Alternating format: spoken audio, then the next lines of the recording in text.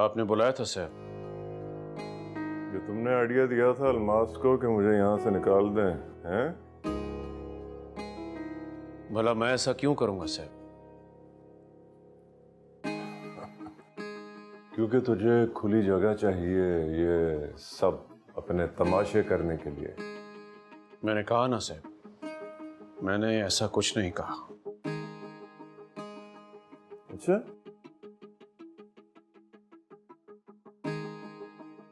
बकवास बनकर ये सब तेरी चाल है।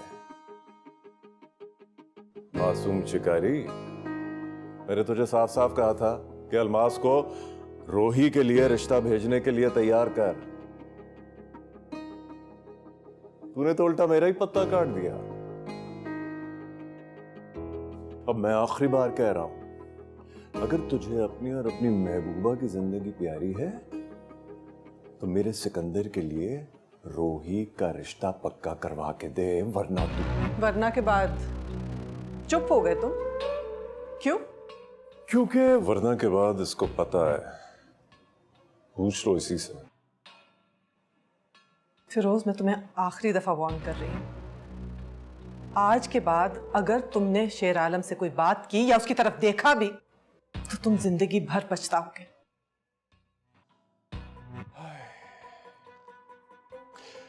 मुझे पता था तुम कभी भी आ सकती हो, क्योंकि अगर तुम यहां ना भी हो तुम्हारी रूह भटकती रहती है।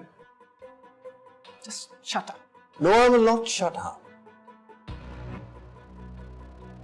अब तुम दोनों शहर की दीवारों को गौर से देखते रहना।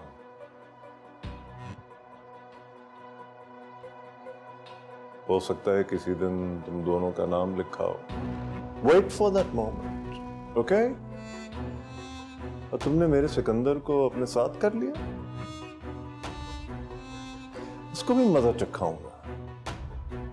Yeah, I will give you all a taste of your own medicines.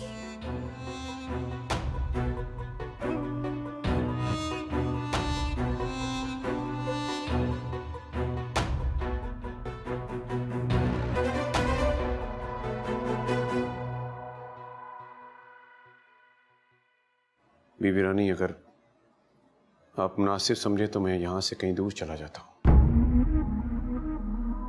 शेर आलम, इस वक्त जब तुम्हें मेरे साथ मेरे पास होना चाहिए तो तुम जाने की बातें कर रहे हो।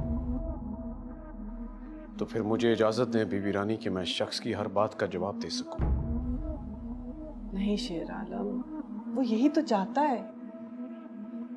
तुम उसको जवाब दोगे तो उसको सबूत मिल जाएगा। ये जंग खामोशी से लड़नी होगी। अगर हम यूं ही खामोश बैठे रहे बीबी रानी तो आए दिन शोर शराबा बढ़ता चला जाएगा। तुम इसकी फिक्र मत करो। लोगों के अपने अंदर इतना शोर है कि उन्हें और कुछ सुनाई नहीं देगा। बीबी रानी, आप मुंह छोटा बड़ी बात, आप सिकंदर साहब के लिए रूही का रिश्ता मांग लें। हाँ, मांगूंगी, पर फिरोज के जाने के बाद।